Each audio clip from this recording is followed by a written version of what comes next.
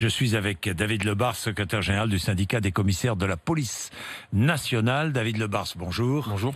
Est-ce que vous mettriez un genou à terre devant les manifestants ? Dans les conditions dans lesquelles j'ai vu certains chefs de police le faire aux États-Unis, je le ferai, mais je vous explique pourquoi. Parce que la foule avec laquelle ils ont communié, parce que c'est une forme de communion, était pacifique et n'était pas là pour agresser la police. Et quand on est avec une foule qui accepte le dialogue, ce signal-là, où ils ont tous mis un genou à terre, pas que le chef de police, mais également des gens parmi la foule, c'est un signal de paix, je l'aurais fait si c'était possible. En France, les manifestations deviennent souvent, dans la plupart des cas maintenant, violentes. Mais pourquoi ? Alors, elles deviennent dans la plupart des cas violentes, mais malgré tout, c'est marginal. À Paris, il y a 5000 manifestations par an, il y en a quelques-unes chaque année qui dégénèrent. Pourquoi ? Il faut quand même dire les choses. La violence, elle vient toujours de certains manifestants, qui sont une minorité, mais qui viennent pour faire dégénérer les manifestations. C'est jamais la police qui utilise la force gratuitement pour se faire plaisir. Quand la foule est pacifique, la manifestation se passe toujours bien. Souvenez-vous, au début des Gilets jaunes, on avait reproché à des CRS d'enlever le casque et d'ouvrir des barrages pour discuter avec des Gilets jaunes. Et quand ça se passe bien, il n'y a aucune raison d'utiliser la force ou des méthodes pour réprimer une foule qui ne respecte pas les règles de droit. Donc, en général, ça se passe bien. Et puis, à la marge, il y a des gens qui viennent faire dégénérer les manifestations. Alors, la violence pour dénoncer la violence. Voilà parfois ce qu'on vit en France. C'est-à-dire qu'on devient violent, les manifestations deviennent violentes pour dénoncer la violence des policiers.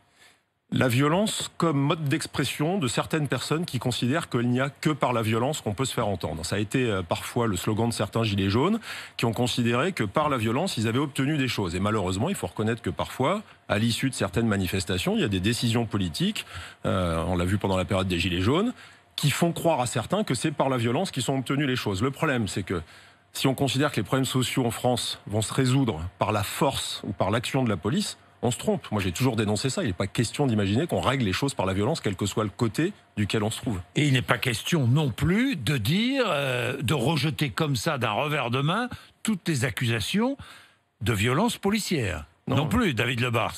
Je ne l'ai jamais fait. Quand il y a des choses qui ne vont pas, il faut savoir le dire. Quand il y a des gestes policiers inappropriés ou des bavures ou des actes inacceptables, y compris des propos racistes, on l'a vu récemment, même si le policier avait sauvé l'individu qui avait fait le cambriolage en sautant à l'eau, les propos racistes ne sont pas acceptables, les violences gratuites ne sont pas acceptables. En revanche, il ne faut pas mettre toutes les violences dans le même sac, excusez-moi d'être péjoratif, mais malheureusement, il faut quand même redire les choses, même si c'est contesté. Le monopole légitime de la force ou de la violence légitime, c'est la police, et quand elle l'utilise avec raison, il ne faut pas contester cette utilisation-là, parce qu'elle est là pour protéger le plus grand nombre, c'est pour empêcher des foules de commettre des exactions. Il y a un monopole de la violence.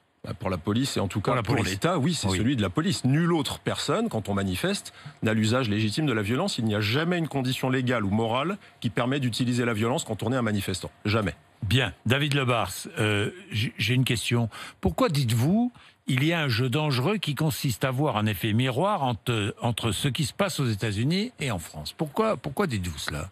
Alors je vais essayer de répondre très rapidement à cette question parce que rien n'est comparable entre les États-Unis et la France. Aux États-Unis, il y a plus de 15 000 polices. Il n'y a pas de police nationale.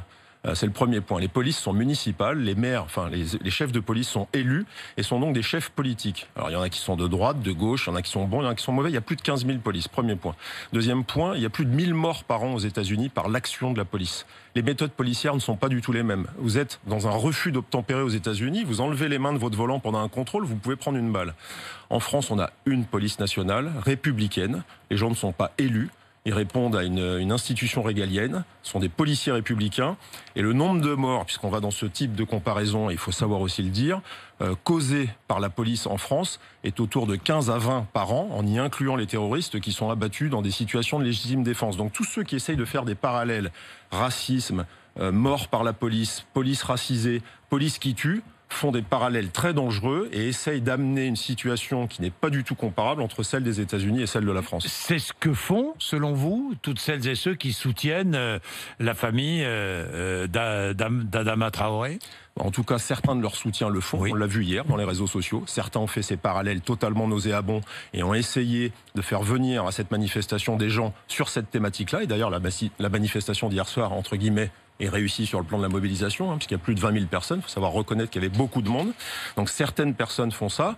Pour ce qui est du collectif Adama Traoré et de la famille proche, Moi, encore une fois, quand on perd un proche, on peut tout comprendre et être dans la peine ou la tristesse. Mais la question, c'est de savoir qu'est-ce qu'ils veulent. On a en France un système judiciaire jusqu'à présent qui est fiable. En tout cas, moi, je crois en la justice de mon pays. Et quand on a 3 expertises ordonnées par un magistrat qui travaille de façon neutre au profit de la vérité et que vous avez de l'autre côté une expertise privée à la demande de la famille, on se pose la question de savoir est-ce qu'on fait confiance aux expertises judiciaires dans ce pays ou est-ce qu'on fait confiance aux expertises privées qui deviennent des expertises politiques et médiatiques? David Lebars, dernière question.